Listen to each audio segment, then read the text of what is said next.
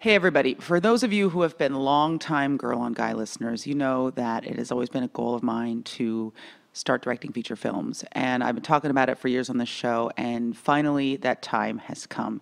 I wanted to make an independent film, a small film, a film that I could make for the least amount of money possible so I'd have the most creative independence and freedom that I possibly could.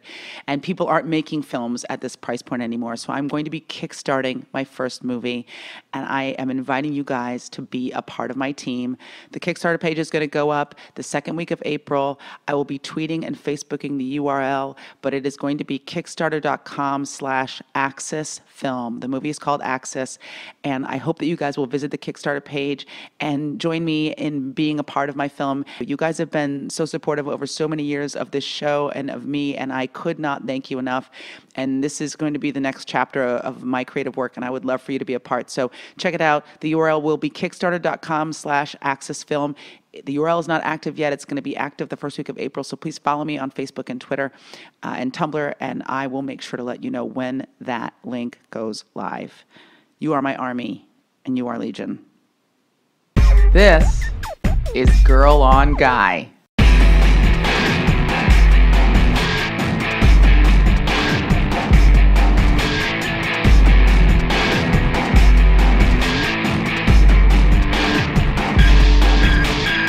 Hey everybody, welcome to Girl on Guy 213. Welcome to the show. This is the second half of the Sheryl Underwood interview that posted last month. So if you haven't already listened to that, do that now. And it will greatly increase your enjoyment of this episode of the show.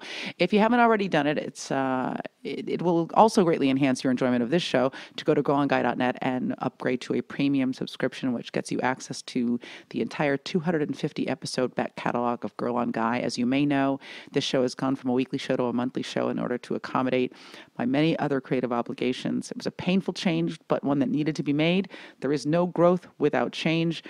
And you can subscribe to the show for as little as 79 cents a month.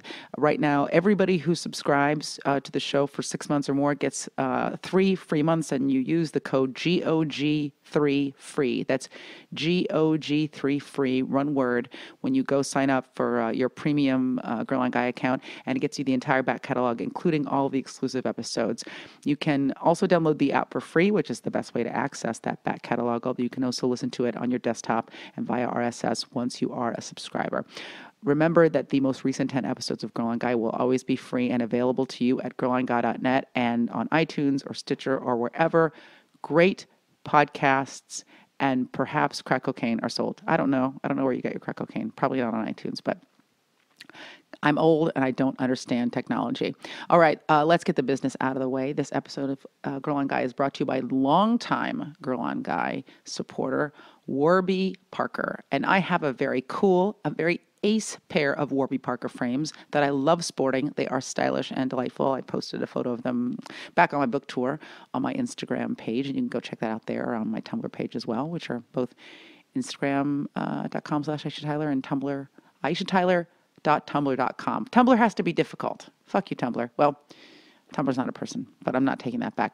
You can get your very own beautiful pair of Warby Parker glasses by going to warbyparker.com/girlonguy. Remember, when you avail yourself of these offers, you are showing these advertisers that Girl on Guy is a worthy repository for their lucre.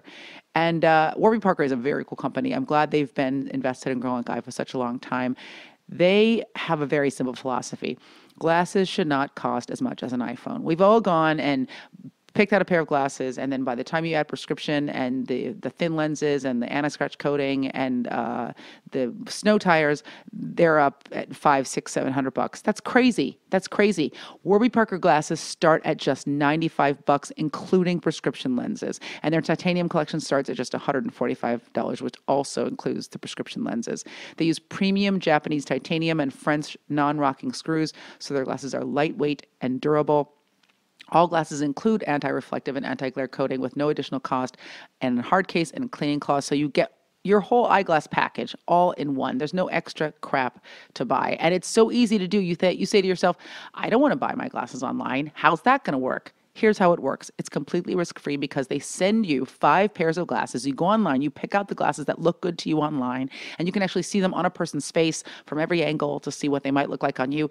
You order the 5 pairs that you think might look good. They send them to you, and you try them on at home. You look at them in the mirror. You dance around in your underpants. You show them to your loved one, your kids, your friends, strangers on the street. They exclaim, "Oh my God, you're so sexy," with those corrective lenses on your face. And then you go back. You have 5 whole days to do this. You send them back, also for using their prepaid shipping label, and you have no obligation to buy glasses at this point. Maybe you decide you'd like to continue to walk into walls and tumble over dogs and tiny children. But if you pick your favorite frames, you order them, and here is what's so awesome. They get started on them right away. They will get you within 10 business days, but they usually come even quicker. I think my pair came in 5. And for every pair of glasses sold by Warby Parker, they distribute a pair of glasses to someone in need, someone in a developing country who needs to see and cannot see. It is a huge issue in countries. You think, hey, your glasses are expensive. In other countries, they can't even get glasses. They can't afford them. And it affects quality of life in dramatic ways. People can't work, kids can't study if they cannot see. So Warby Parker is a rad company. Their glasses are stylish, cool, beautifully made and affordable, and every pair you buy equals a pair of glasses that go to a person in need. So check this out. It's a great offer and a great company. You don't have to sacrifice style for philanthropy. It's the best of all worlds combined in some kick-ass frames. Go to warbyparker.com/girlonguy to avail yourself of the offer, the free try-on, and these beautiful glasses at a beautiful price with a really great way to give back built in to their business model. Check it out. It's warbyparker.com/girlonguy. Check that out. All right, as I mentioned, this is the second half of the conversation with Sheryl Underwood, and I hope you enjoyed the first one. It was revelatory. It was emotional. I got emotional. I'm sure I get emotional in this one, too. If you thought you knew her, you definitely did not. If you just knew her as my co-host on The Talk, or if you just knew her as a stand-up comedian or as the host of BEZ's Comic View, she is so much more than all of those things. She is a military veteran, a brilliant mind. She has multiple degrees. And her comedy point of view and attitude and timing are second to none. So I hope you enjoyed this second conversation with the second half of a 2-day conversation with the lovely and talented comedian, producer, my co-host on The Talk, the sensational Sheryl Underwood, coming at you straight out of my dressing room at The Talk and right into your face. All right, this is part 2 of my Sheryl Underwood odyssey. It's like a hobic. It is. It's our magnum opus, and well, there's always so much to talk about, but we'll never get it all done if we don't start. So when we left off last, you had been thinking about doing stand-up, and you had looked in the newspaper. Yes. And you had seen an ad for a comedy club, and this is in Chicago, right? In Chicago, yeah. Okay. I think it was the Sun-Times. There was a small little thing that said Comics Wanted Apple Pub, and the address was Irving Park Road. Okay. So I get on the train to get off at Irving Park Road, and I get on the bus, and I remember the bus driver was Puerto Rican, and I said, "Do you know where this address is?" And he said, he looked at the piece of paper and he said, "You going there?" And I go, "Yeah." And he goes, "Do you know what kind of neighborhood that is?" And I was like, "No, it's just a neighborhood. They need comics. And go and do comedy." He kind of laughed, and he held the bus till I got all the way, walked down the street. Did he? Yeah, and people were just yelling out the foulest stuff because Chicago is a great city, but it can be quite segregated. Right. I was gonna say it's.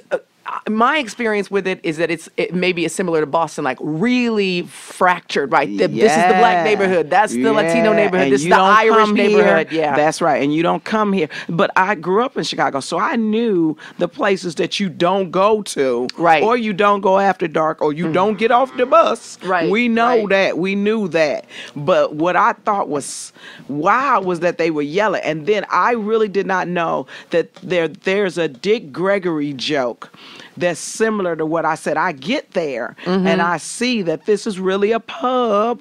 Okay. And it ain't none of us in it. Really? Okay. So what kind of a neighborhood was it? Was it like an Irish, like a white working class neighborhood? Irish, like Yeah. we don't take no who you know here. Yeah. Why the are fuck you did here? you end up here? Yeah.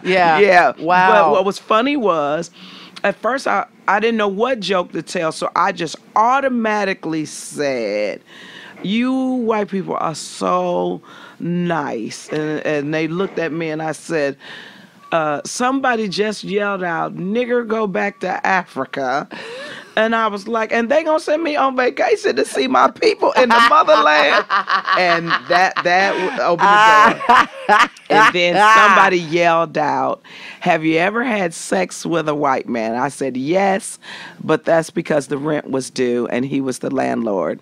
But now I own the building." Oh, 'cause bitch, pussy come got on. power. Put it. And after that, I was coming every week, and it was standing room only, and nobody could get there. They were coming to see this girl that everybody was talking about. And there were these white, hard people that was like, what the fuck? You know?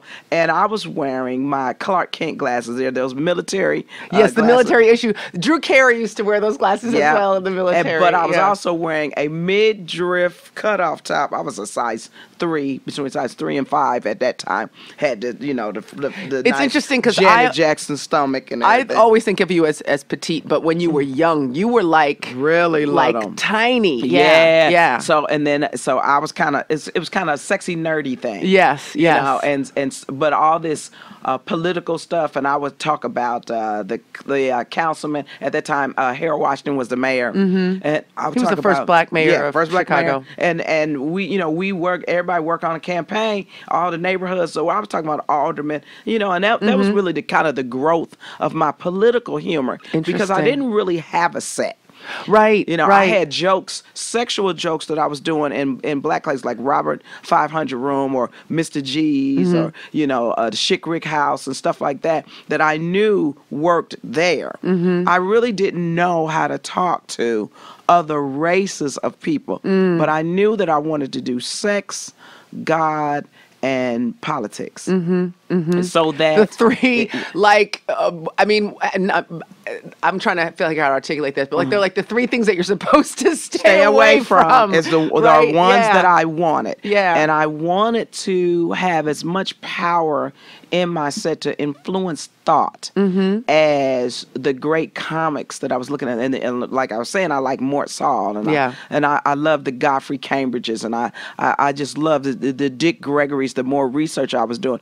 And what I tried to stay away from was, you know, when you first start doing comedy, you need to look at other comics to get the mechanism just to of comedy. Understand the math of comedy. Right. How does it work? Because you have intuitive shit. You think, well, I think this is funny. Right. But until you understand how to set things up, how to play the audience. That's right. Yeah. That's and you have to learn by watching. You can't just. That's right. And you have to pivot out of a mistake. But you have to have some go-to stuff that you know is going to work. And for me, I wanted to be as relaxed as my family was in the kitchen. Yeah. My father was hilarious. My older brother, Michael, hilarious. Yeah. You know, my uncles were hilarious people. You know, and so you in there cooking and stuff. So I would take jokes from the house and practice them on these white people because I knew they'd never see my relatives. Right. But I wasn't doing that humor. You haven't seen my relative do his stand-up. Right. And you know, my brother and his friends, well, that's my joke. You know. But I was taking the scenarios and using it there. And what it really did for me, it also taught me when was a good time to leave something. Once I had built the room, and it was just a small place, could hold maybe 100, 150 people, all packed in. And that's also when drinking became a part of the celebration of comedy. Right. So do the set, there'd be other comics up, they'd get up and do set, and we'd all be drinking in an apple pub, and we'd all either get on a train or get in a cab and go home. And it did endear me to a set of people that probably didn't like black people as a whole, just because of a way of life. And so I did have a militant kind of feeling at certain times. When things would happen, I became very, very angry racially. Now, when things would happen in your set or when things would happen in the world? Both. Okay. Both. And when things would happen in the set, I would be angry because I'm like, so you didn't do this to anybody else, Right? So you think you're gonna pop off at me, Right, You know, right. and so and everybody got this, the typical comeback. I don't knock the broom out your hand. I don't knock the dick out your mouth. Yeah, when you working, yeah, and stuff exactly. like that. But then there was another situation where. My father was a blue dog Democrat. He was a conservative Democrat. Once he found out I was a Republican, because I was doing all this library study, and I'm like, well, really, I'm a Republican. Frederick Douglass, Senator Edward Brooks, Arthur Fletcher. Well, you have to. If you go back far enough, yes, Jackie Robinson. It's an appealing. It wouldn't be affirmative action if it wasn't for Arthur Fletcher bringing it to Richard Nixon. So I'm thinking, I'm like, well, maybe I'm this. And then and Democrat. When you look in Chicago, you look at patronage. You're looking at aldermen. We are taught, and I'm not saying it's legal. Wink, wink. I'm saying we're taught when you get pulled over by the police, you hand them your driver's license with a $20 bill folded underneath the driver's license. That was what it was like in Chicago. That's what we were taught to do. Wow. And we were taught that if you ever needed something taken care of, you go to Cicero. For all of us that took Latin Kikaro, you go over there and get it taken care of. So while we may have lived separately, we know we went to the Italians for certain things. We went to the Irish for certain things. We went to K-Town or somewhere else for certain things. But everybody was separate. But and worst term, separate but equal. Right, yeah. It's the Chicago way. So I wanted to talk about those things, and the more I wanted to talk about Republicanism, because I was like, okay, Democrats think they got us on lock, and they seem to want us to be broke, want us to be poor. I believe in the gospel of prosperity, so Ronald Reagan is out, and, and everything is happening, and it's the 80s, and I'm like, well, what's wrong? Ronald Reagan looked better than Gorbachev in the short with the birthmark on the head and everything. We're about to beat the Russians. Plus, I was in the military. Yeah. And I could see that also with your faith-based upbringing. That's that right. Would bring you That's absolutely right. And they were showing us films where the Russians was playing their war games with live ammo and live chemical. What they was telling us, live fire. They was flamethrowers before Star Wars. Flamethrower Rush. I was like, how we beat these motherfuckers? We had to mix up some Drano with some lines of Vaseline and throw it on them. Some vinegar, some baking soda. Yeah, some salt or something. How we gonna beat them? So those were the type of jokes that were growing within me. And I remember doing Indecision 96. You remember that? I do remember that. It was Bill Maher. Yeah. And they asked me to do Republican material.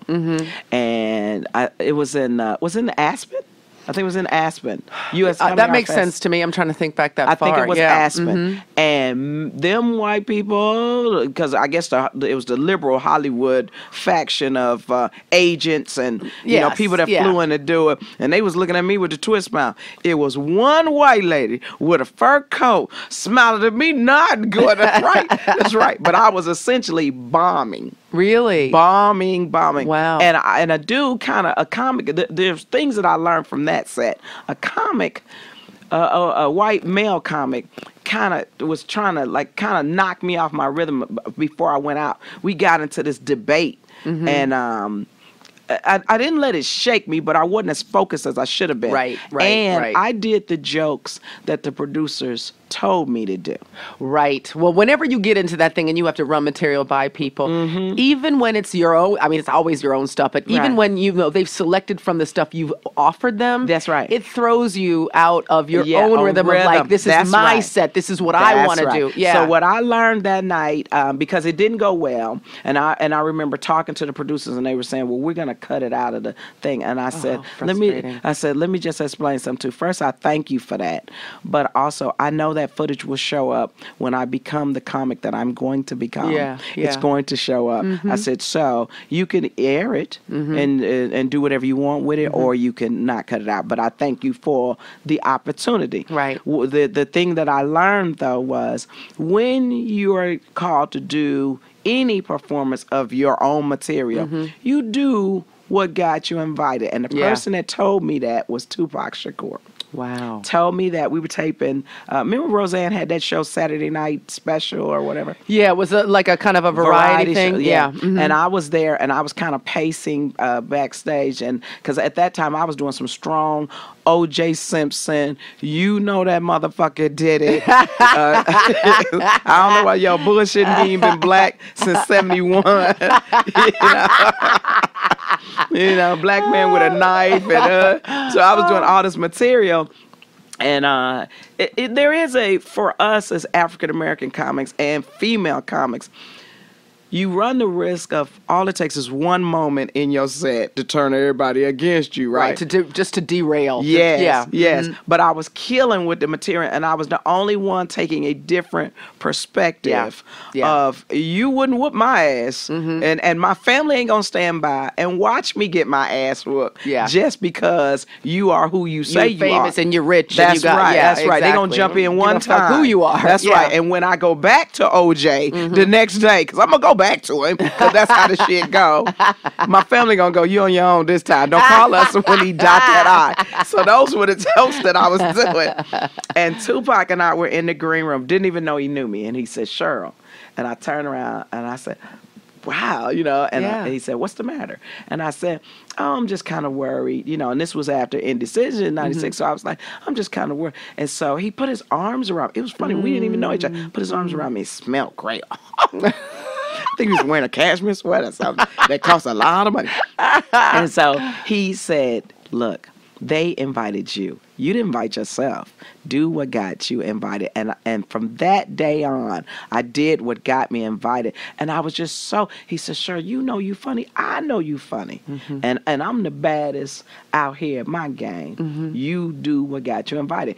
And what that taught me was you do what the producer saw, but then you do the joke above and below it to establish your relationship with your audience. A lot of comics don't understand. You can establish a relationship with your audience in less than 30 seconds if you set up the jokes right. Right. You don't go out and go, hi, I'm Sheryl Underwood and I'm from Arkansas. Yeah. You go out there and you do some jokes that get them on side, some transitional jokes. And that's why I do my jokes. It was a joke book. I think it was something, Melitzer, where they talk about writing in threes. And I write in threes.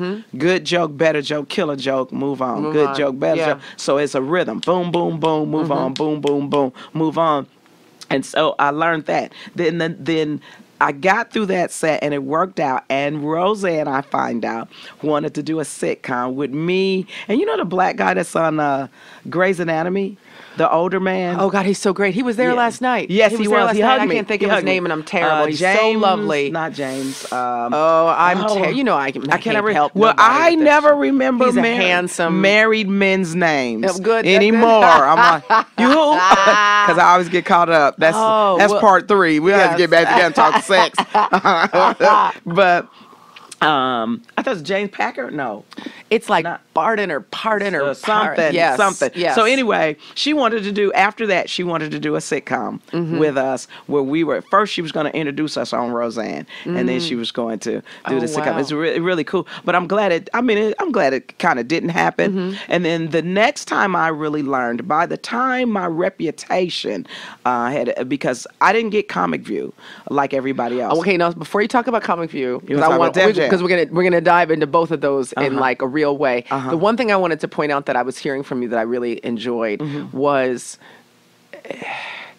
and I'm not trying to liken us in any kind of like, I'm like you, but we are very similar. We're similar we're similar in different ways, but like really similar in the fact that what you did was, it wasn't calculated. You were being who you were. But what you found was the cut that really distinguished you from everybody else doing stand-up comedy. Yeah. And people would have looked at you and been like, oh, okay, she's a black female comedian. Yes. She's got this. So she's just like A, B, C, D, E. But there's nobody like you. And there never has been. Oh, that's so sweet. I'm serious. Not just because you're funny, because you're fucking funny as shit, but because you you were going to be yourself. You weren't going to say, okay, well, I'm a black Republican and people aren't feeling that, so let me move over here. Or, I don't, not, you know what I mean? Yes. You just did you, but that requires a fight, Sheryl, because you're not doing what people expect of you. And a lot of times people are like, can't you be more like this because it would work better? I wasn't getting work because one side I was too dirty, and the black female comics were not considered adult. They were doing song parodies. They were talking about my man, I don't have no money. My man ain't got no money, and I don't have no money.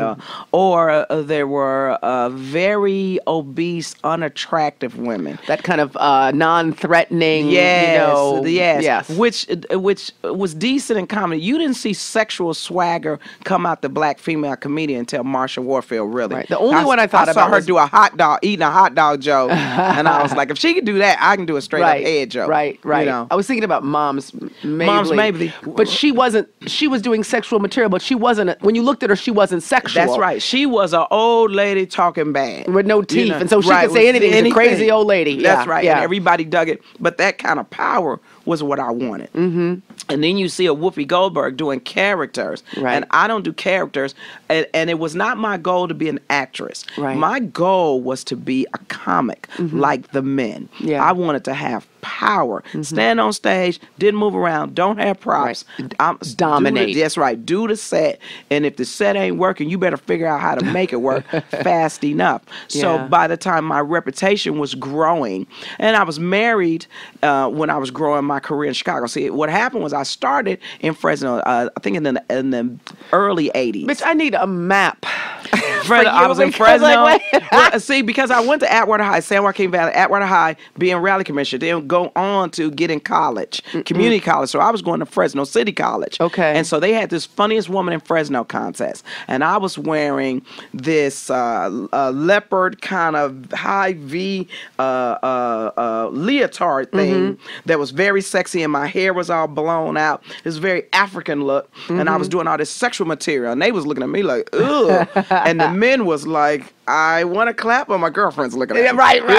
Yeah, exactly. So I knew I had something. And I was wearing pumps and fishnets on stage. So then by the time I get to Chicago and really start testing out that type of point of view, women were popping up out my show like the Great Pumpkin. Well, I'm not listening to this. I'm not doing any of this. I'm not doing. But men were clapping. Right. So I was like, okay. Yeah. So I think I have the men. Okay. And if I could just find a way to get the women. So by the time I get to first Def Comedy Jam, there comes a show that seems to be perfect for what I do. Perfect for you. Because not only is it focused on kind of black comedy and the black point of view, but it was on cable, so you could do your material and you didn't have to alter it. That's right, uncut. The urban comedy, raw like hip hop was. So what happened was, my husband died. I went back to my maiden name, got a job, came out here to California, and everybody was calling me. And you were out of the military at this point? No, I was still in the military. By the time I got the call to be mobilized again for Desert Storm, Desert Shield. Okay. And then I was stationed at O'Hare Field. I was in the Air Force Reserve. I was stationed at O'Hare Field, and then they flew me back to Travis Air Force Base to do to be mobilized for Desert Storm, Desert Shield. So I was still doing all this, working on my master's degree, trying to rebuild my life. Can I ask you a quick question about that time, which is, because I really wanted this hour to be about stand-up, but you're an artist on stage, and your experiences in your life, whether directly or indirectly, are always a part of what's going on with you as a performer. You've lost your husband, which I know was incredibly traumatic. It devastated me because I wanted to be a entertainer who, when I put my bags down, my kids go, "Mommy, you home? What did you bring me?" And the dog ran up on me, and my husband go, "I need a sandwich." That's what I really want. I want to be a wife and a mother, and in the community, and do community service, and do everything I wanted to do. as an entertainer and have those things merged together. I wanted to have a full life as an entertainer. Yeah. And when my husband died, and I was like, wow, dude, I'm supposed to be doing this together with you. Right. And I did not want to get back on stage. And it was Bernie Mac that came. His nickname was Blue. Came when I was in Chicago, so I know we're going back and forth. But Bernie Mac, all of us knew each other. Bernie Mac, Adele Givens, all of us knew each other. Damon Wayans, everybody, we knew each other from them coming and judging contests and all of us working together in Chicago. So Bernie Mac comes, and he knew somebody that lived across the street. Then they found out, oh, she lives over there. Bernie came with a little jug of Ernest and Julio Gallo wine, and they said Blue is at the door. And I was like, what is that motherfucker doing in my house? You know, I don't know him like that. And he sat me down. He said, bitch, what's wrong with you? Because I was drinking a case of beer a day, wasn't bathing, just would sit around in a house coat. Which makes sense after you've lost your husband. I was hurt. And Bernie said, bitch, you gonna let all the dreams die? You know, we know you love this motherfucker. He mean mugging all us anyway. We know you love him, but get your ass together and get back on stage. And that kind of gave me the strength. And there was always some kind of guardian angel or somebody that would go, what the fuck are you doing? You're going to blow this, you know, and you have talent and you can do this. Now, did it come easy? Absolutely not. Everything that I've ever done, I had to fight for. Even going to Def Comedy Jam, they were like, hey, at first, I couldn't get on it. Couldn't get on it for nothing in the world. And all my friends were on it. Yvette Wilson, you know, I knew Adele Givens. Adele Givens came to me, we were at Roses on the west side of Chicago. And that was back when, it was really drinking days where you could drink and still be the same size you were. You know, it wasn't affecting you, right? And I remember that day because my husband was talking to me about a divorce, possibly. Really? And I said, before I left to go do the gig, motherfucker, I told you I don't believe in divorce. I told you not to marry me. I told you not to fuck with me. And when you said, I don't want to marry you, but I don't want nobody else to marry you, I thought that was just love and all this. You know, I didn't know that there was something mentally happening to him. Right. And I remember Adele walking up to me going, I want to do what you do and this. And I said, baby, what you do is do your life, do your set. Nobody can steal you from you. You do it. And don't let nobody tell you you can't do it, especially as a woman. You could do it just like I'm doing it, just like anybody else is doing it. And so we knew all these people. And then when she went, it's my understanding, she went to New York. I went to California, and I also stopped doing comedy under my married name and was doing it under my maiden name. So then we find out that, and I've really never told this story, that it was Hope Flood, who's a good friend of mine, and we have this very love-hate Cancer-Scorpio relationship. It's me, Melanie Camacho, Hope Flood. We're all good friends. Stacy McLean. So you know these names. Kim Whitley, Sherry Shepard. You know, we're all good friends. And when I met Samora on the East Coast. And I remember Samora and I talking about why the black female comic have to look bad? Why can't she be sexy? Why can't she be sharp? And when I saw you, remember when I saw you at the comedy festival? Yeah, that was in Montreal. And you were hosting. And they, you know how they at the Comedy Fest, they jaded, been watching comedy, and I said, hold the fuck on. You introduced me, I said, hold the fuck on. You motherfuckers gonna clap for this bitch. She doing shit I can't even do. She on Friends. She doing other shit. You a motherfucking clap. Goddamn it. Come back out here and introduce yourself. All right, like you know, because I burn this motherfucker down. I don't give a fuck if you like me or not. I don't need no goddamn TV show. Yeah. But you gonna respect this girl. I remember and that's how we kind of bonded. How we connected. That's how we kind of bonded. Yep. But then I got a call. Hope Flood was on the phone with another comedian who told me that I was being blocked. And it from was Def Comedy Jam? From Def Comedy Jam. And I've never said this person's name because she's no longer on this earth. God rest her soul. Yvette Wilson. Oh, really? And here, let's put it. Oh, hold on. Can you put it? Okay. Do you need to get it? No, not at all. And it was Yvette Wilson. And she was telling me that being black. And I remember I started to cry. And Hope and Yvette was like, don't cry. I've never named those people. Never. I won't tell you who they said was blocking you. I would just say, is that person still on the earth? That person is still on this earth and still alive. Hope is still alive. The person that they said was blocking me is still alive, and Yvette Wilson passed on.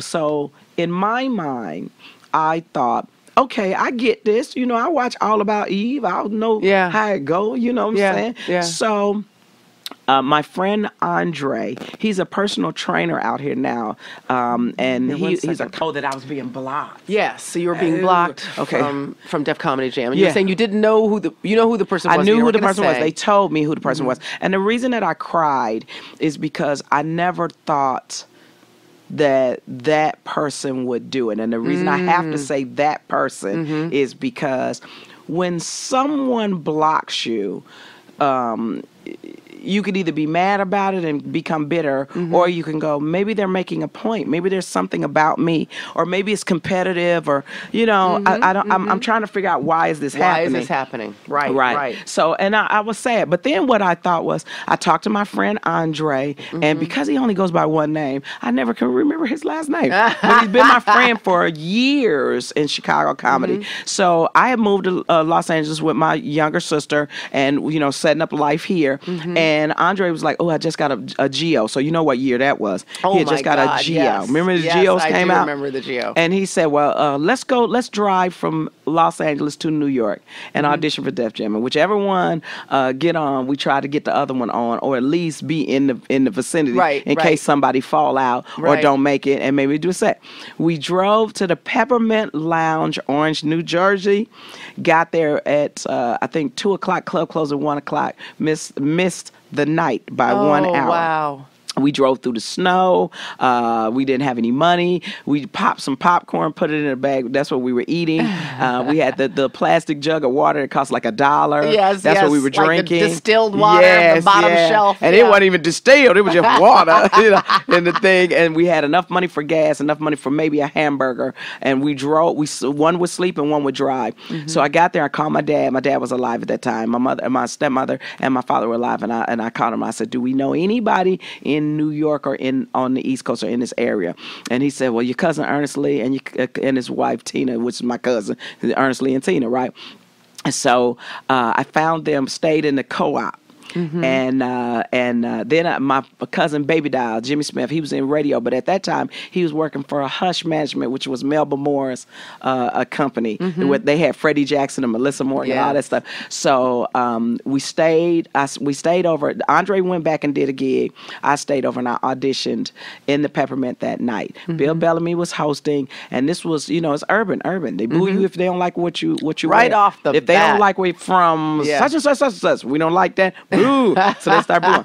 Rowdy club. I was scared to death. And I had a triple shot of straight gin. Straight gin. No water, no ice, straight gin. Drank it down, went in the bathroom. This girl, beautiful girl. She's from Rockaway. She looked like Holly Berry. She said, "What's wrong?" I said, "I'm scared." She said, "Scared of what?" "You a girl. We gonna laugh at everything you say. We got your back, girl." And so then they told me to do 7 minutes. I got up and did, I think it had to be 30, 45 minutes of political material, very political Afrocentric material, and very hardcore sexual material. And that was back when Apache was doing I Need a Gangsta Bitch. Remember that song? Yes. That big motherfucker ran up to me, picked me up out the air and go, "That's how you do a motherfucking set right there." And I got, remember the dude, I think his name was Derek Fox, I think. And he was doing a Shanae type character before Shanae, before Wanda. He was in the audience of the Apollo with an acrylic bob wig, but he had a full bearded mustache. I think I do remember Yes, him. and he was there, and he got me on Showtime at the Apollo Comedy Hour. Okay. And I taped that. That aired, I think, either before or after Def Jam. And then the next day, they called my cousin's house, and I talked to Bob Sumner and them, and they said, "Can you do Def Comedy Jam?" And I said, "Well, I have a friend with me, and can we get a room where it's 2 beds in it, and how do we park? And I don't have any clothes." So they gave us a little per diem, they gave everybody per diem. And I was trying to find clothes, and I didn't know how to shop in New York. Right. Because you in Midtown Manhattan. So expensive. How can you do it? That's right. And I don't even think there were choices. Like now you could just roll up into H&M or something and get some cheap stuff. That's right. But, and see, I didn't know. And I didn't know you go to Chinatown. I didn't know. I had never been to New York like that, And so what you see me wearing, those black stretch pants and that orange, that little baby orange shirt, that I put a safety pin in it so it'll show my waist and my butt. That's what I drove to New York in, and that's what I did the audition set at the Peppermint Inn and taped at Comedy Jam Inn. And I remember getting blowback. Oh, you ain't from Chicago? Because I asked Martin. They asked you, what is your first joke? What is your last joke? And then you got to hold up what you're wearing. Right. I said my first joke is 2 drinks might get your dick sucked. Last joke, bitches need to suck more dick. I had up a little bitty baby shirt and went, and this is what I'm wearing. All you can hear is, that's the bitch from the Peppermint. That's the bitch from the Peppermint. Oh, this about to be wild. I was scared. I had 2 little bottles of alcohol in my purse. I asked Andre to go get me a Coke in front of, the little plain bottles of alcohol. Yeah. Put them up in the drink, drank it, got out there, boom, boom, boom, boom, boom. Everybody was like, who is this girl? Even Martin Lawrence said, come back out here. Sheryl Underwood, if you look at the tape, he goes, she's funny, she blue, she dirty, but she funny. Yeah. And that was kind of the blessing. Yeah. And then to go on and do First Amendment with him, producing the Doug Williams thing, me hosting. I mean, somebody's always opened the door for me when somebody else thought they had closed the door. Right. And what's interesting is you can never discount people seeing your talent and paving a way, but at the same time you're paving your own way, because at any point along this road you could have said, fuck it, I can't do this anymore, it's too hard. Or there are people out there agitating against me, like, maybe it's not going to happen for me. When you can always have the idea that there might be somebody out there sitting on your sunshine, but when you know it, that can be very devastating. Oh yeah, and let me tell you, the time, most of my career, it's been a man that said, gay or straight, black or white, it's always been a man. And I remember when I was going through a lot of anger and pain, because white club owners at that time could say anything to you. So I was angry. I was militantly angry, and I remember seeing, we were taping full frontal comedy. I think Dom Herrera was the host. Dom, I love him. And it was white. They when they called me to do it, they said, this is White Deaf Comedy Jam, and they were doing it in the Laugh Factory. Yeah, and I was like, okay, I could do that. And I picked my jokes out, and before we went on, somebody said, Buddy Hackett is in the Laugh Factory. I was like, Buddy Hackett, I love Buddy Hackett, Man World, and I love his commercials. I love Buddy Hackett, because I'm a hood. Yeah, no, but I'm all the way white. You have inside, and you have diverse tastes. Yeah. So I ran up to him and just hugged him and just and started squeezing his neck, and I was like, Buddy Hackett, I love you. And I was talking about this, and I heard in Las Vegas they don't even let you go on someplace because you so dirty. And he was like, who the fuck said that? I go anywhere I want to go. And then he kind of pushed me back and said, he said, can I tell you something? I said, what? He said, all that love you showing me, you want to succeed, show it to your audience every time you get on stage. Oh, that's lovely. And the love will come back to you, and that's going to make you successful. Now, I believe that was God, because I don't think he knew some of the things that I was going through and how it was coming out of my set, because I used to do this stupid joke, because I was so angry. What go good with chili? What do you think? What would be the first thing you say? What go good? Cheese. What's the next thing? Sour cream. What's next? Shit, hot sauce. Crackers. Oh, no. Now that you brought white people up, let's talk about them motherfuckers. Oh, my God. But black people love that joke. And then I was doing this joke about white people steal. Any race of people take land from the Indians and shut up, take $2 or $3 out your purse. I was doing shit like that. Yeah. And white people are the only race of people that can laugh at themselves. And, if black people was like, that's what I'm talking about, sister. 5%, But what it did for me was it showed that you can say those political things, just don't hurt them. Right, that if it's clear, it's coming from a place of affection. Yes, and we're all in this together. Yes. And once I got to the point where I was doing a lot more clubs and mainstream clubs. I remember, was it Bud Friedman? Bud with the improvs? Yeah, Bud Friedman told me to my face at the funniest woman in Chicago, funniest comic in Chicago competition in improv on North Wales. Remember they put one on North Wales? I do. He told me, you'll never work at improv. Never. Jesus. Never. I said, so you say. Mm-hmm. And I walked out. Nice. And I had placed, but I wasn't going to win, but I had placed. And I was like, so you say. But I had that attitude. And that attitude works for you. And sometimes it works against you. Because you walk in with your fist balled up. Right. You know. Right. And so what I had to learn was how to massage that and polish that. And then I was working comedy clubs. And I was doing this militant, very racial militant material. I remember white girls would get up. There was a white girl named, is it Paula Bell? Paula Bell. And she got She was a real black friendly comedian though. Like her thing was to work black rooms. That's right. Yeah. She worked the Comedy Act Theater right out here in LA. And I remember sitting in there and she got on stage and one day said, niggas ain't shit. Oh my God. And I had been drinking. And the liquor said, did you hear that? And the chicken wing said, yeah, we heard that. And I asked, could I go on behind her? And I said, I understand what the fuck you talking about. But just because the niggas you fuck ain't shit, don't mean niggas ain't shit. And I'm not just mad at you, bitch. I'm mad at this audience for laughing and co-signing on that bullshit. Right. So what you saying is my father ain't shit, my uncles ain't shit, my brothers ain't shit, Martin ain't shit, Malcolm ain't shit, the minister. You can't say niggas ain't shit in front of niggas and these motherfuckers take that shit. And got a standing ovation. Standing ovation. I said, bitch, you need to shape that a little bit better, especially when you in here. Right. You know. Right. And I said to the audience, you ain't got to take everything. Everything ain't no motherfucking joke. So what I was trying to learn was how do you say things where you don't hurt somebody, but you got to do what you got to do on stage. And one time a waitress in a white club said to me, you know, I think you're very funny, but do you hate white people? And that hurt me. And I said, no. And that's when I started to talk about my relationships with white men and the pain that I felt of not being appreciated by black men.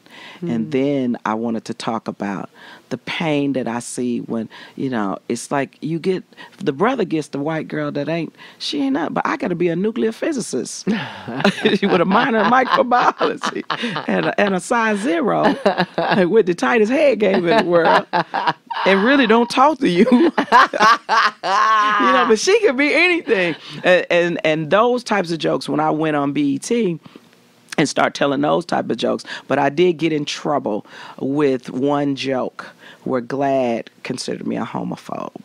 And the joke was, you cannot compare the civil rights movement for blacks with homosexuality because, and I was running down these thrown on a slave ship, sold into bondage, shackled next to a homosexual from another tribe. And the punchline was, dick is like secret deodorant. It's strong enough for a man, but it's made for a woman. That destroyed, I didn't say dick. I said another word that was TV friendly, but it destroyed Comic View audience. They was like, that's what I'm talking about. But really, I felt that was a black empowerment joke, not a homophobic joke. And when Glad put me on their website, and the only reason I knew that I was on their website, I was taking these general meetings that we take where you go to introduce yourself to possibly be hired for TV work and get your HBO special and all this stuff. A man of color, I don't know if he was gay or straight, but he was gorgeous, said, can you come to my office before you leave this meeting? And they wanted to make me and Don Curry husband and wife. Okay. Because they liked the cadence of the way Don and I talked. And he said, I just want you to know, you're probably not going to get this or any other job that a gay person is making a decision. I said, Why you say that? And at that time, my manager was gay. His name was Bart Gallagher. He's a wonderful, wonderful man, curly, beautiful hair. He looked like a DeBarge, but he was more woman than me and you, but a really genius guy.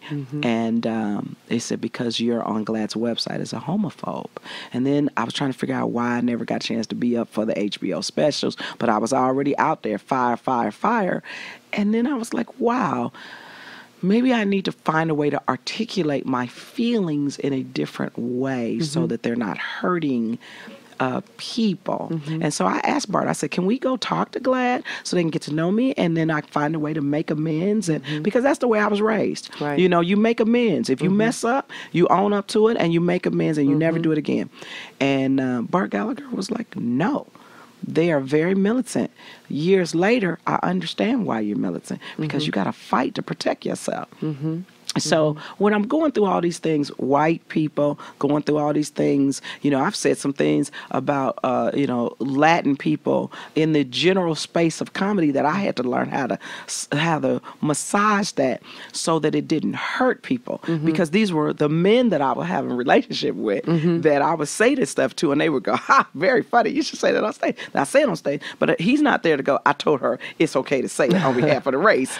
Right. So that's what I kind of learned. I kind of learned that you can say anything you want as long as you're not hurting someone, and you've got to massage it and polish it. So that's what I've spent years of massaging and polishing material. That's why people say, well, do you write a joke every day? No, I don't. I polish the jokes every day. But if God blesses me with another point of view that I need to go in a different direction, I find a way to do it. A Bay Area Black Comedy Competition. I think I'm the only female that I know of in the history of that competition that placed in the finals 3 years in a row. And Tony Spires, the founder of it, told me I would never win the Bay Area Black Comedy Competition. I said, then why the fuck do you keep having me come? Right. He said, you sell tickets. Jesus Christ. But that's when I learned commerce and that Republican side of me and commerce. So everything that was happening, I was like, well, I'm going to have to fight my way in. When I did Def Comedy Jam and members of Phi Beta Sigma, my fraternity brothers, were the only organization that was booking me for their conference, because I said, shout out to the Blue and White family. The set was so dirty, I couldn't say, and I'm a member of Zeta Phi Beta, because we have this thing called Finer Womanhood. It's a way a woman carries herself. So I said, well, how do I shout out my organization? So I shouted out and I threw up the sign, and everybody was like, that's what I'm talking about, you know? So they were the only ones giving me work so I could survive and pay my bills. Then I got to a point where Comic View wouldn't have me either. Right. And I said, I will wait.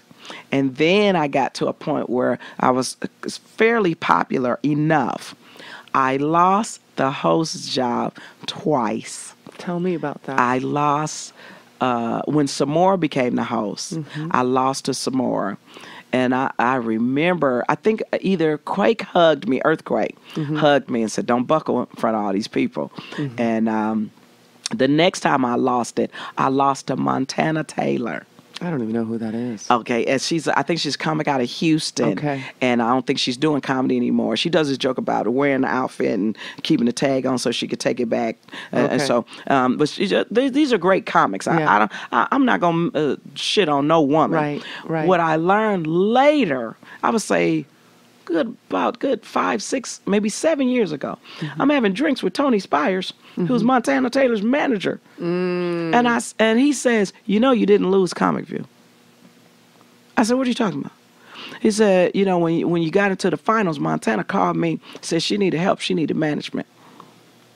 And he may not even recollect this conversation. He told me that he convinced the people that were making the decision that you don't want to work with Sheryl Underwood. It's going to be difficult to work with Sheryl Underwood. Here's where you want to go. Now, when he told me that, by the time he had told me that, I had been hearing consistently that I was considered difficult. Only because I read contracts and I hold you to them. And I put things in contracts because the club will go, well, if you're late, we're going to dock you. Or if you go over your time, I'm going to dock you. I put things in contracts like, and if you ask me to do more time, I'm going to expect more money. And if you are late and your ice machine don't work and your tickets are not sold right, I need more money. Yeah. And I hold you to it. Yeah. It's the same thing, the expectation. So, but I also learned that could come off as aberration, being a bitch from a woman, you know, and I have to, really. And the clubs are really accustomed to rolling over comedians. Oh, absolutely. Absolutely. You got standing room only, but you was one person off of the sellout and the bonus. Oh, yeah. But they standing up. Yeah, exactly. They had to go get chairs out of the back room. Yeah. People sitting on each other's laps, but somehow you still didn't make your sellout bonus. Let me tell you something. When I added male exotic dancers, we call it sexual interpretive dance, to my show, we were testing it in a comedy house theater, I think in Savannah. Either Savannah or Augusta, Georgia, Aubrey Pippin. Tested it. We were doing Tuesday through Sunday shows at that time. Didn't know I was getting a $28 ticket price at that time, which was unheard of. Huge. Tuesday through Sunday. So he's making a grip off of that and making a grip off the bar, the food, the drink, everything. So these guys get up, and I found these guys at another taping of a show where they use male exotic dancers, and I was hosting it. I said, you guys want to come on the road with me? And who is the comic? She's kind of a robust woman, and I thought is it Edna May? No. I know. You know, with the headscarf and the glasses. I know exactly. And I think she had male dancers too with her show. So I bring these black guys on. They from the Right Track. If you ever come to LA, go to the Right Track. And I bring these black guys on, and the Tuesday show, after the Tuesday show, all the shows sold out. And I remember I was with Nick Nucifaro, who's over at, is it UTA now? I think he's with Irvin Arthur. And I think they were paying me 4 figures for me and to test these guys. When the shows sell out, they came back to me, how much does it cost to keep the guys over? So all they wanted to pay was for the extra hotels and the extra whatever to keep the guys, because the shows sold out. I said, oh, no. You're going to pay me for the brain power and the expertise that came up with the concept. Doubled my money. So what I was learning was business and commerce. And the other thing I was learning too, in doing tapings, I would go to the girl comics and go, because from the mistakes I've made, do your feet hurt in those shoes? Yeah, your comedy ain't going to be good. Wear something you're very comfortable in, so you're not pulling on your outfit, shifting on your way of your shoes. Go flat-footed if that is more comfortable, because that's what I like to do. I would ask them, what is your first joke? What is your last joke?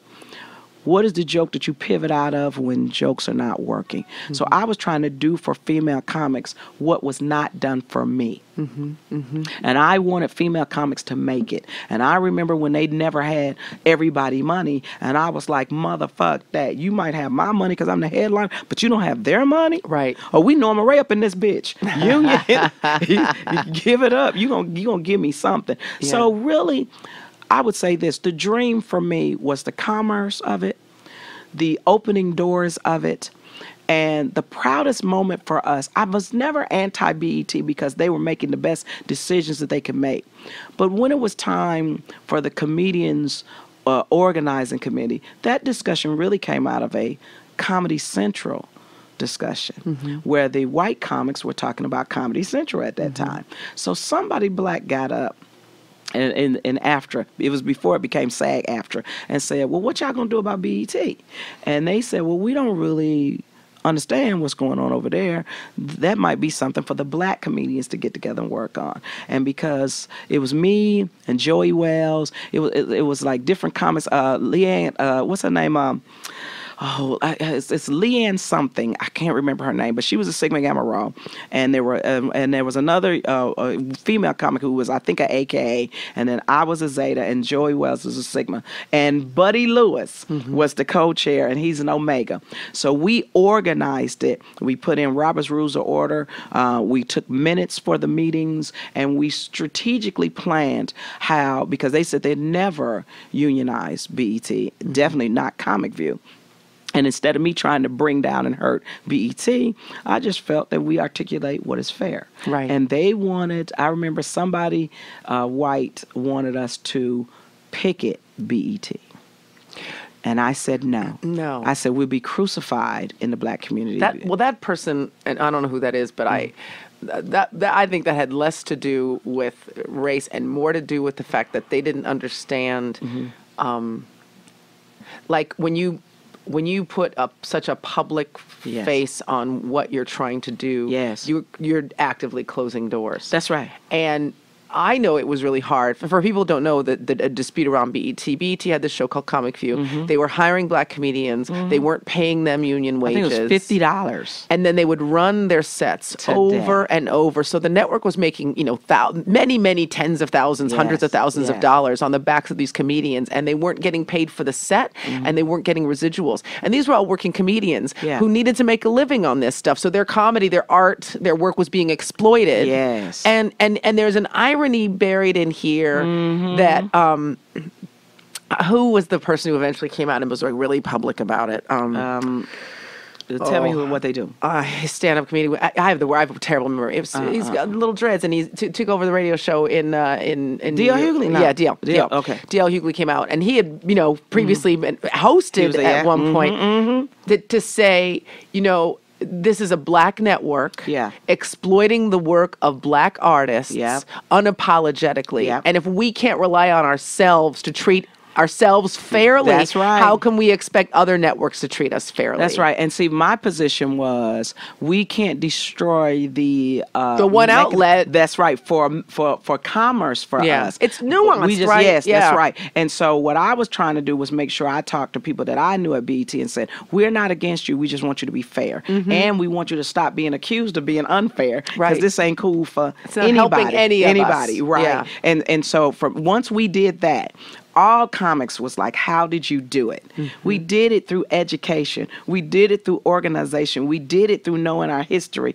And we also did it for understanding the goal was not to destroy anyone. Right. And that had been flowing through me in every aspect of my life. Don't destroy anybody. Try to be a respite, humorous. My father even would tell me, your job is to be funny. Now, if you teach me something, I'm cool with that. Right. But your job is to be funny. So that's what I was trying to do. And then when I found out I was my own worst enemy because I was perceived as either difficult to work with, don't know how to get off stage. I didn't know if you write 20 minutes of material, but there's at least 15 minutes of ad-libbing and laughter and pausing in there and drinking your drink and everything. So I didn't know that. So what I did was I tried to fix it by going backwards and being better as a person. Better as a comic. Walk in the club, hello, how are you? Everybody that walks in the club with me as a worker, a performer, everybody got petty cash, tip them. Don't bring in 30 people as guests. We don't have a lot of guests set. If I go over the time, I profusely apologize, and I go down the line, shake everybody's hand, take as many pictures as I can with everybody to go. It's not the club fault. This was my fault. I was having too much fun on stage. And because I had always formed my own companies, because nobody would represent me. They didn't know, like you said, they didn't know what to do with the black female Republican who was God-fearing, but would talk about head for 45 minutes. They didn't know what to do. And my dad was like, are you good at this type of comedy? And I was like, yes. He said, how good? Because if you just standing on the corner on the liquor store cutting the food, I walk past you because you ain't my daughter, And I said, I think I'm one of the best at this type of comedy. And he lived long enough to see it. And one time, when we talk about, did I ever tell you the story about, remember, before the war on terrorism is a war on drugs. And we were flying on these buddy passes, one way in and figure out your way back out, which meant you was possibly muling drugs. Right. Okay. Right. So I was so afraid of getting popped, and they could seize the money and not give it back to you. So at that time, we were getting paid cash, small bills, because the comedy clubs would do that. Oh yeah, right. I remember. Like I get an envelope of cash from the club owner, and he'd be like, do me a favor, don't declare this. I was like, mother, I have to pay my managers and agents. That's right. That's right. I can't. It was like a mob thing, like Don Corleone. Wink, wink, wink. We hope you have a very prosperous child. They leave with a bag of $5 bills. Come on, man. With dust and blood on it. Sweaty. Yes. So I was going through Chicago, and I was afraid of getting pulled off the plane because I needed this money. I need to pay my bills, and I always paid taxes and everything until I got in one tax trouble. I'll tell you about that too. But I went through Chicago, and I said, Daddy, I need a favor. Can you take this money? And I explained why. And he said, okay. He thought I was going to give him a little bit of money, right? Mm-hmm. So we get in the bank. You know, my father knows everybody in the bank. He friendly, everything. He said, my daughter needs to deposit this money. So he said, give her the money. I pulled it. It had to be about $15,000 worth of money. Right. And small bills, big, you know. Right. My dad looked at me, and he kind of cleared his thought. And then we got in the car, and he said, did you make that money legitimately? I said, yes, I did. He said, how long it take you? I said, about 30, 45 minutes. He said, you make that in 30, 45 minutes. When my father died, under the lace runner in his bedroom was a deposit slip. They said that he would pull it out and gaze at it with pride. He was very, very proud, and very proud that I remained in Underwood doing it, because I told him, whatever fame I will achieve, it is a testament to you who raised me. My family needs to be known, you know. And even when I got a little tax trouble, you know, it wasn't bad. I just owed a lot. Mm-hmm. So, you know, because you get all this money, and the first thing you think, let me pay my bills to survive. Mm-hmm. But I learned, you pay the taxes, you take out for yourself, you know. And now, you know, I would start a company, and then I was, okay, this company is not growing the way I'd like it to grow. And, you know, for me to do my own radio show, like you doing your own podcast, mm-hmm. you know, I have a podcast, I have an app. I have Sheryl Underwood Radio. We started with one radio station. We lost that one radio station. And then today we have 25 radio stations. And that is a testament to Rob Wilkins, who is my Vice President of Affiliate Relations and HBCU Initiatives. He came from Tom Joyner. He used to work for Tom Joyner. Mm-hmm. And I tell everybody, work for me part-time, work for somebody else with more money than me full-time, so you can stack that paper. But I also wanted to be a place where, you know, I got David Raybon, who's an actor out there. He was on The Shield. You know, he was on My Name is Earl. He's an actor who was a comic, who is a former Houston Police Department member. He used to be on the road with D.L. Hughley. When that goes away, what does the comic do? So I feel like I'm like the Dallas Cowboys. I'm the safe haven for people that need a place to go. You know, so I was like, come on, work for me. Yeah. You know, I would see comics and I would go, you good. Now, people say, well, why you don't have more girl comics working with you? It's very hard for another female comic to help and assist another female comic, because there's still some female things that they might take certain things better from a man. You know, I think it's also the fact that our culture pits us against each other. Yes. You know, and we're trying to stop it. Yeah. That's why you and I together, and I tell the story about how we was backstage, and you was like, you know, put in a good word. I said, I don't remember my mouth. And I touched you, yes. And I bowed my head, and I was like, I hope she don't see that I'm praying. And I said, Lord, if you see us together, show us favor. Because in my heart, I knew I was better with you. It wasn't me up against me at the table battling for position. Right. It was. I wanted us to be like, you know, it was Shields and Yarnell, or like Captain and Tennille, or Marilyn McCoo and Billy Davis Jr. You know, Peaches and Herb. I wanted us to be this great team that even when we disagreed, that we were together. And I really wanted people to see how great of a mind and a brain you had. And I'm so mad at you that you don't show the dynamic legs. I know of nobody in daytime talk and in comedy got the legs that you got. You could play Leslie Uggams, and I know this is your little podcast, but I'm going to say it. Oh, no. It has been an honor to get to know you because of all the things that you're doing and the things that you were willing to share with us that you were going through. Yeah, I feel the same way about you, Sheryl. And you know what's great, too? When I saw Drew Carey, I was like, God, I've been in love with Drew Carey since he was fat. Yeah. I wanted to hit that really bad. I wanted to hit him. I wanted to sleep with Drew Carey. I wanted to sleep with Mitch Hedberg. Oh, yeah. Everybody loves Mitch Hedberg. God. Everybody loved Mitch. We used to send messages back and forward. I didn't know that these white male comics knew who I was. Yeah, everybody knew who you were. Yeah, I had no idea. You know, Dream, George Lopez and me in a sitcom. Yeah. That's the dream. Yeah. That's the dream. It's something that's diverse but mainstream. You know, he could be recurring, but I'm getting almost everything I want. Do I want to be Kevin Hart? Absolutely not, because Kevin Hart needs to be Kevin Hart. Yeah. You know what I'm saying? Yeah. And I think that what you've done is, and I said this already, but I'm going to say it again, there is nobody like you. Right. I think sometimes when you're coming up through comedy, people keep telling you need to be more like this, you need to be more like that. But the only way to win is to be truly and fully yourself. Yeah, I can't do it. That's why I have a hard time memorizing lines in the scripts, because I feel that's not mine. Am I stealing? Am I... I'm trying to get my brain processed ready to do that sort of thing, because I want to do movies. I mean, the only way I got a movie, A.J. Johnson got me in. I got to hook up. Warren Beatty put me in Bulworth, even though he was trying to talk me out of being a Republican. Oh, he was so intellectually powerful, which is attractive to me.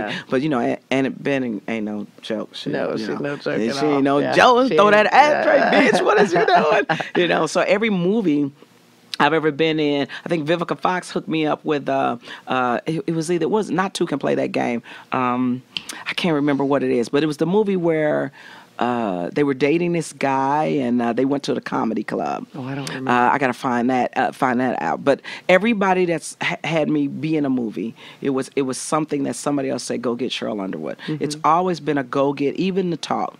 Somebody in the big office, they said, see if Sheryl Underwood would come in, and I ignored it because I thought it was comics playing on my phone. And Steve Harvey was the only one that said, bitch, it might be CBS. You might want to call them back. Did you tell me about that before we wrap up?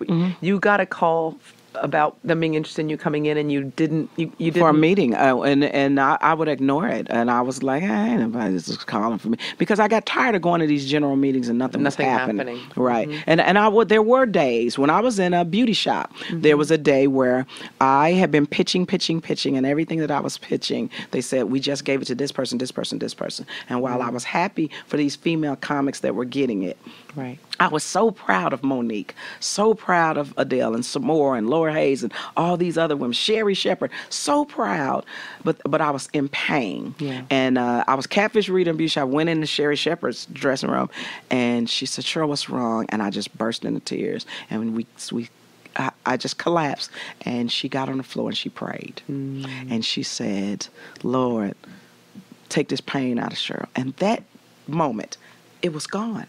It's so completely gone. So then I thought to myself, stop thinking about what you don't have and what's stopping you. You're still alive. It's not a no, it's a not right now. So by the time I start getting these calls CBS, I'm not saying that I didn't think God was going to answer me. I just think he was going to answer me in that way. So I thought people playing on my phone, I was ignoring the call. I was like, it ain't really CBS. I'm not taking the call. And why would they want me to come in? And so when I finally took the call, because Steve said you'd call him back, I called him back, and they had me come up here with Nina Tassler. Remember I said Nina Tassler looked like Judge Judy with nicer clothes. Nina Tassler know how to dress. Nina Tassler was the head of CBS. And then it was somebody named, I think it was Peter Gold. Is Peter Gold. Yeah, Peter Golden. Peter Golden. That's who I heard really said, so let's see if we get Sheryl come in. So they start asking me questions like, and I never thought I was going to get a job. They were asking me questions like, so who you voting for? I said, you can ask me no shit like this. Okay? Is that legal? You know, I know the law. Yeah. And they said, no, we just talking. I said, Obama. And this was when he was Senator Obama. Yeah. I said, Obama. And they was like, I thought you were a Republican. I am. That's why I got a right to vote for Obama. I got to go where you want me to go. I said, who is you? And, and then we start talking. And then it was like, would you talk like this on The Talk? I said, the show with the baby mamas? I said, no, I can't have a baby. I have my transmission drop. I'm done. I'm out the game. Ain't nothing in here but lost car keys, wristwatches, and dust. And they was laughing so hard. And then Billy Bauer, brought me down. They asked me, did I want to meet Julie Chen and Sarah Gilbert? I said, the girl from Big Brother, little girl, Rosa. Oh, yeah. I just thought I was going to meet people. Yes. I didn't think I was going to have a job. Right. And I talked to them, and I remember saying crazy stuff to them. But I also remember I said, well, maybe, because what I practice on is ending a meeting. How do you end? You get in there, but how do you end it? So I said, well, maybe it's time for me to go, because y'all probably got other people you'll interview. And I turned back to them, and I said, whoever you pick, even if it's not me, can you pick somebody that keeps this going? These people are trying to pay their bills. They're trying to pay their mortgages and put their kids through school. So if it's not me, somebody keeps this going. Yeah. And that's why. And then me and Mrs. O went to lunch at the Polo Lounge when we could go in there, and she threw up on me, and because she wasn't feeling well. That was an anointment. Oh my gosh, that was an anointment. And I was so scared for her. I didn't know her, and I said, bitch, this didn't happen. I didn't meet you. You wasn't here. Did nobody see this? Threw up. That's right. Nothing happened. Get in your car. Don't you talk about this. I'm not going to talk about it. And all the black dudes that was security, I said, nigga, this didn't happen. And she was at the barbecue. At Julie House, and telling this story, and everybody's in tears. And he's not a producer here now, but he came up to me and he said, "Tell me the truth. Sharon Osbourne throw up on you at the Polo Lounge." I said, "Who is Sharon Osbourne? I ain't never met that bitch in my life. Is she here? That's Ozzy's wife. I would love to meet her." Because I was not gonna tell it. Right. We have to go to our production meeting this morning. For the talk. I think we need a part 3, 4. Oh, we gotta talk sex and the female. So many comic. other things. And so we're not going to do self-inflicted wounds, because I feel like there were so many in there about you learning and growing. But you edit them out and edit them all together as because I think my whole part 1 and part 2 was self-inflicted. Yeah. But self-inflicted wounds do heal. They do. They and do you learn heal. from them. You absolutely do. And I would hope that people wouldn't hold against me things that I've said in my comedy journey or even in my life journey, because we all evolve into better people. It's not for me to change you. It's to help your evolution. And I'm really honored to be here with you. And Julie Chen is the most wonderful woman in the world. Really and Sarah Gilbert is the sweetest soul. And Mrs. O is just internationally fabulous, but the most down-to-earth person. Yeah. I don't know if anybody else got it like we got it. And I feel like, we all came here with our experiences and our background, but interacting with everybody, with each other, with the other 4 women every day has helped me grow immensely. Me too. And it's taught me I don't have to say everything. And I don't want to be misunderstood, and I don't want to hurt anybody. And I did watch the talk, and I was so protective over Sarah because, Sarah, I knew Mrs. O could hold her own because she don't take no smack. That's Ozzy. Neither wife. does Julie. Yeah, right. Julie don't. But Julie's ladies. in a tough situation too. She's the first lady of the network, but she's also a consummate newswoman with a great sense of humor. But they have feelings, and I think that's why we're so protective. And I am protective over you. When I got in trouble with the hair thing, all of y'all had my back, and that little broad was happy about it. Remember that broad that was trying to clap at you? And then I had to clap back on her going, hey, bitch, bring that bullshit on a lot if you want to. We ain't no I do you get dealt with. Yes. But I was just being facetious. But I think you said... what you said in that moment was, and we keep saying it all the time, which is you mess with one of us, you mess with all of us. That's right. That is exactly right. And when we're the type of women that pull each other aside and go, okay, maybe that ain't gonna work, or like when I had your back, I definitely that day did not want you to know what was on my card. I had no idea what you were going to do. I had no idea what you were going to say. Because people just don't understand. We are the only race of people that got to live the duality. Yeah.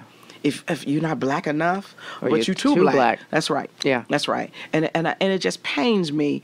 But I also know that there's some people out there that in social media, they live for this. They live for the stumble. Yeah. Well, live for the stumble and then help me teach it. And then let me say to you, my bad. Right. I blew it. I blew it. I'm learning. I'm growing. Like, nobody understands why I wanted to shout out Steve Harvey, which I spoke to Steve Harvey about my shout out. Oh, did you? For him before I did it. On People's Choice? Okay. Right. I thought Sarah was the only person that was going to speak. Yeah. And then I was going to do mine in the publicity room. Yeah. And say, "Ooh, I'm glad y'all didn't pull a Steve Harvey." So before I even said it, I said it to PR. They said it was cool. Say it in the press room. And then I text Steve and I said, "Steve, if I say this, will this hurt you?" He said no. I said, "Cool." When the dude did what he did. For people who haven't seen the People's Choice Award, a dude tried to Kanye us in the middle of our acceptance speech for. And see, I say Kanye. My feeling is Kanye old. Steve is the new flame. Yes, yeah. Steve the new flame. But also, I wasn't gonna let nobody mess this up. We just got here. Yeah, exactly. And I wasn't gonna curse. I didn't want to embarrass the network, and I didn't want to like get us in a situation. Now we done stole on this dude. Now everybody's suing us and CBS. And, I'm thinking lawsuits and everything. But I was like, no, not today. But also. I think we all are very protective of the brand, and we are a guest in people's minds. So we didn't want to implant that uncoolness in people's mind. But you are a blessing. You are a joy. Whatever is happening in the future of your life, I know it's going to be so good, and I'm just proud to know you are a good sister. I mean, you're a good sister, but you hang with the dudes on the little video game, and you're a tomboy and a baby nerd, but you the sexiest nerd. Now, if you ever drink too much liquor, you get it. Because I slept with girls, and I'm not good at it, but you can get it. We are going off to make the talk now. You gotta get it. Oh, you are crazy. Bye. All right, that was Sheryl Underwood. I hope you enjoyed that conversation as much as I did. Don't forget to visit my Kickstarter page for my film Axis. It's at kickstarter.com/axisfilm. That's kickstarter.com/AXISFILM. It goes live Wednesday, April 6th, and I would really love for you to be a part of this experience with me. It's going to be so fucking cool. Remember, you can upgrade at any time to premium access to get your grubby little hands on the entire back catalog of Girl on Guy episodes, all 250 episodes. Just go to girlonguy.net and click on Upgrade to Premium Access. Follow me online on the Twitters and the Facebooks and the Tumblrs. My handle is Aisha Tyler, and the show's handle is Girl on Guy. And my burgeoning company, my burgeoning spirits company, the handles are Courage and Stone at Twitter, Tumblr, Facebook, and Instagram. Courage and Stone is hot in development. We just threw our first activation event last week at the Delta South by Southwest shuttle event at LAX, and you can see photos of that by going to facebook.com/Courage and Stone, all one word. But more news about Courage and Stone as we emerge from our little chrysalis.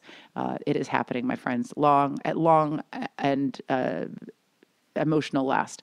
And I'll keep you posted on live events this summer. Hopefully we'll be doing something at Comic-Con. That is my hope and aspiration. And also potentially something at Tales of the Cocktail if people are traveling down to New Orleans for that booze-soaked booze fiesta / booze fest.